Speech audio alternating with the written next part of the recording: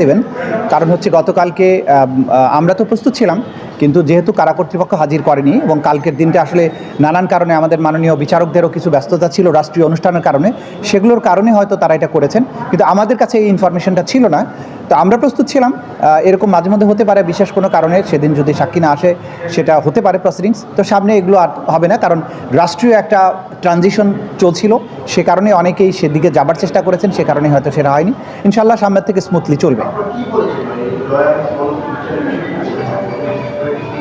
আমরা যেটা বলেছি যে বাংলাদেশে 2024 সালের জুলাই এবং আগস্ট মাসে বাংলাদেশের আন্দোলনকারী ছাত্র জনতার উপরে যে ব্যাপক হারে যে ম্যাসাকার করা হয়েছিল, যে গণহত্যা চালানো হয়েছিল, সেটার মাস্টারমাইন্ড যারা ছিলেন তাদের মধ্যে অন্যতম দুজন হচ্ছেন সজীব অজেদ জয় এবং জুনায়েদ আহমেদ পলক।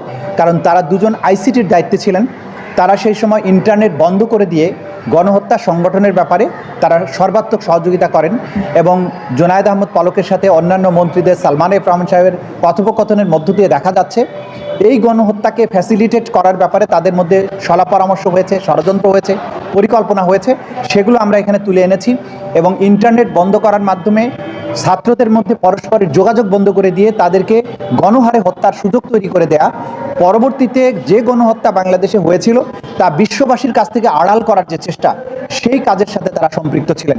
বিশেষ করে ঢাকায় যে ব্যাপক হারে গণহত্যা হয়েছে, বাংলাদেশের মানুষের কাছে এটা পৌঁছতে দিলে সেই সময় গণ অভ্যুত্থান আরও বেশি তীব্রতর হতে পারে, এই আশঙ্কায় তারা এই কাজগুলো করেছিলেন।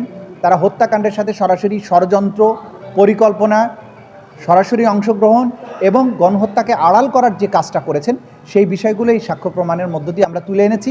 সেটাকে সামারাইজ করেই আজকে আমরা প্রসিকিউশনের পক্ষ থেকে আদালতে সূচনা বক্তব্য